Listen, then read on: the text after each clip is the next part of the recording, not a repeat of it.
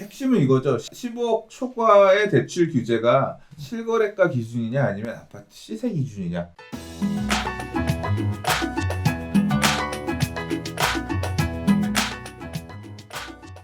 자, 다섯 번째 이야기 가보겠습니다. 자, 1층 시세는 15억이 넘지 않는데 대출은 안 된다라는 청천벽력 같은 이야기가 지금 나오고 있습니다.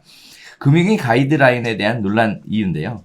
15억대 초고가 단지의 대출 기준은 KB 시세 전체 평균가로 적용이 돼서 14억 원대의 1층을 계약했더라도 평균가 적용이 되면 대출을 해줄 수 없다라는 지금 금융위의 가이드라인으로 인해서 마용성 등 계약금을 포기하는 사태가 지금 시장의 혼란으로 가중되고 있다라는 내용입니다.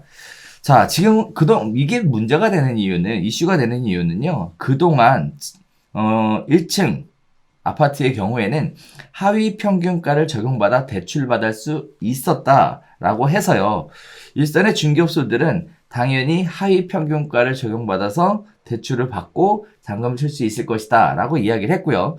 반면에 금융위에서는 무슨 소리냐, 12, 16 부동산 대책 발표할 때 15억 원 초과 주택 대출 금지는 KB 시세 기준을 처음부터 일반 평균가라고 명시했으므로 1층도 예외는 아니다 라는 얘기를 가지고 지금 이야기가 뜨거워지고 있습니다.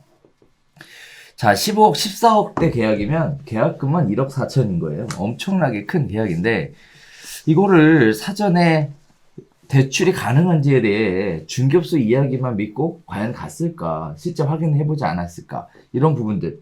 또 이런 부분들이 발생할 수 있을 가능성에 대해서 특약으로 왜 명시하지 않았을까? 저는 개인적으로 이 두 가지가 가장 이슈가 되는 부분이거든요. 그러니까 사실 이 기사를 올리고 나서 사람들의 공분을 사기도 했고 이거에 따라 피드백도 좀 많이 있었거든요. 이게 그러니까 핵심은 이거죠. 실거래가 15억 초과의 대출 규제가 실거래가 기준이냐 아니면 아파트 시세 기준이냐. 근데 아파트 시세, KB 시세라고 하는 거는 어떻게 보면 좀 이 유두리가 없다 그래야 되나? 그러니까 객관적이라고 하기엔 약간 애매한 부분이 있잖아요. 왜냐하면 KB에서 이 시세를 표시하는 게 중개업소 현장의 목소리 이런 것들을 반영해가지고 기록을 하는 건데 그게 그러니까 이게 최저가 기준이 아니라 일반 평균가, 최저 평균가가 아니라 일반 평균가 기준으로 해서 15억이 넘어가면 대출을 해주지 말라는 식으로 금융위에서는 일단 지침을 줬었나 봐요. 근데 현장에서는 이게 조금 다르게 집행된 경우도 있는지는 잘 모르겠어요. 그러니까 실가가 14억 9천이라고 하더라도 이 아파트의 일반 평균가가 15억 넘어가게 되면 대출을 나가게끔 하지 말라고 규제를 한 거죠. 근데 뭐 대출을 상담해 주시는 상담사나 아니면 은행에서 아니에요 나갈 수 있어요라고 해서 진행을 했다가 문제가 될 수도 있을 것 같긴 한데 그거는 사례가 너무 많을 수 있으니까. 근데 이 사례는 그럼 실제 있는 사례냐, 계약금을 띄인 사례가 있냐 없냐 이 부분에 대해서 이제 피드백들 갑론을박이 있었거든요. 근데 좀 카더라 기사다라는 평가가 있어요. 왜냐하면 이제 말씀하셨던 것처럼 계약을 진행하는 중개업소 입장에서 대출이 나온다라고 해서 진행을 했는데 대출이 막혀서 안 될 경우에 계약금을 띄면 1억 4천, 1억 5천이면 엄청 큰 돈이잖아요. 이거를 그렇게 보통은 말씀하신 것처럼 만약에 이거 이유도 달잖아요. 대출의 이유. 뭐 10억 초과 대출 금지로 인해 대출이 안 나온다. 1금융권에서 대출이 안 나온다고 하면 뭐 대출을 조건 없이 해약하기로 한다. 이런 식으로 달고 진행할 수 있잖아요. 자기 자금이 없는 매수자 입장에서는 그렇게 진행될 가능성이 되게 큰데 동네 이제 쪽에서 얘기하신 분인데 어떤 분께서 써주신 얘기예요.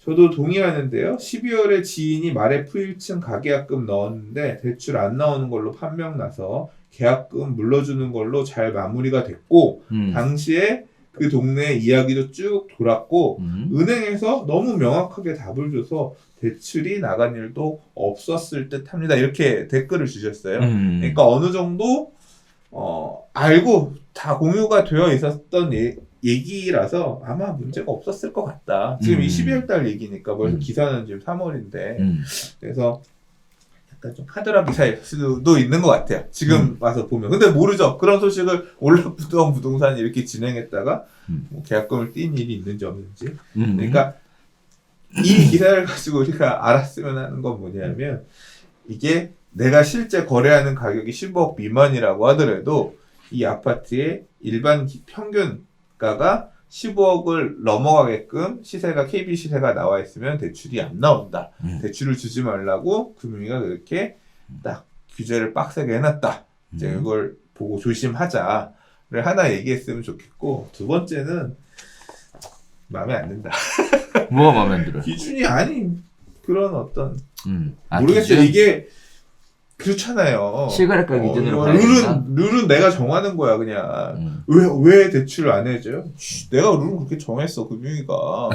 실거래가 15억 상관없고 시세가 그 정도 나오면 네가 싸게 사도 안 되는 거야.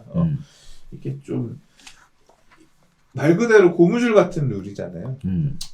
이런 거 좀.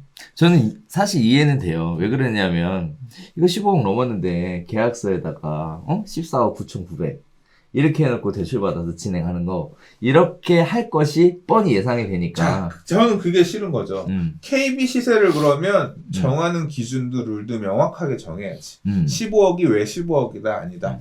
그냥 중개업소에서 그 정도 시세라고 하는데 몇 개 협력 중개업소 얘기들 듣고 해서 그냥 그렇게 고무줄처럼 정해지는 가격이잖아요. 그렇죠. KB 시세 자체가. 그렇죠. 그걸 기준으로 하면서 이렇게 간다는 거는 사실 너무 후진 금융 또는 너무 관치 금융. 야, 이게 21세기에 있을 수 있는 일이냐 싶은 거지. 그러니까 KB 시세가 그렇게 명쾌하게 어떤 기준에 따라 정해지는 게 없는 하에서 말 그대로 16억으로 계속 뭐 유지해라라고 하면 계속 나갈 수 없는 거잖아. 근데 이걸 갖다 그러면 뭐 어떤 납득할 수 없는 이유로 일반 평균가도 14억 9,500 이런 식으로 정하면 그때부터 이제 무조건 또 다 나갈 수 있는 거잖아. 그렇죠. 실거래가 15억 넘으면 못 나가는 거다.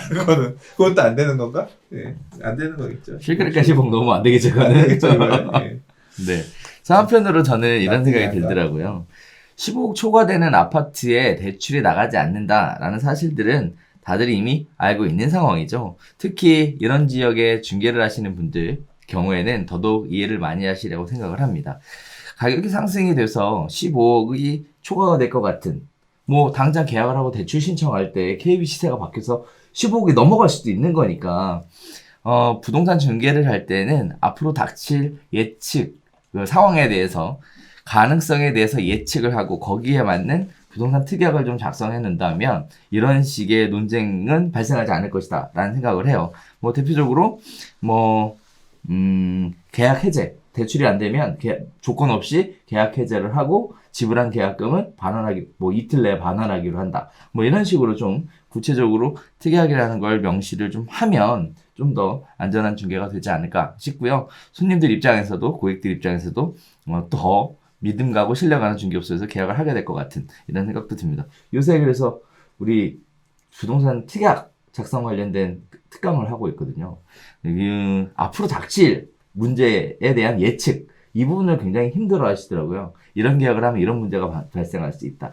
저런 문제가 발생할 수 있다. 네. 그거를 특약이라는 걸로 미리 사전에 좀 정리를 해줄 수가 있는데 보통 초보 중개사 분들은 어떤 일이 발생했을지 상상이 안 되시니까. 네. 그러니까 이거는 사실 경험의 몫이고 그걸 대비하기 위해서 이렇게 명쾌하게 그걸 문장을 어떻게 쓰는지도 되게 중요하잖아요. 그렇죠. 문장으로 구속력 있게 그러니까 오해가 안 생기게 같은 문장이라고 하더라도 쌍방이 보는 입장에 따라 다를 수가 있기 때문에 법률적으로 깔끔하게 정리된 그런 특이한 문장을 만드는 것도 어려운데 그런 거를 이제 강의를 잘 해주시면 도움이 많이 되겠네요. 그러니까요. 그래서 저희가 특강을 했는데 60분씩 이렇게 해서 했거든요. 완전 메시지예요. 네. 그래서 그런 부분들이 실수가 중개업 하는 데 있어서 큰 지장이 되지 않게끔 그렇게 준비를 하고 있는데 아무튼 특약 작성에 대한 중요성도 다시 한번 생각해 볼 수 있는 기회였던 것 같습니다.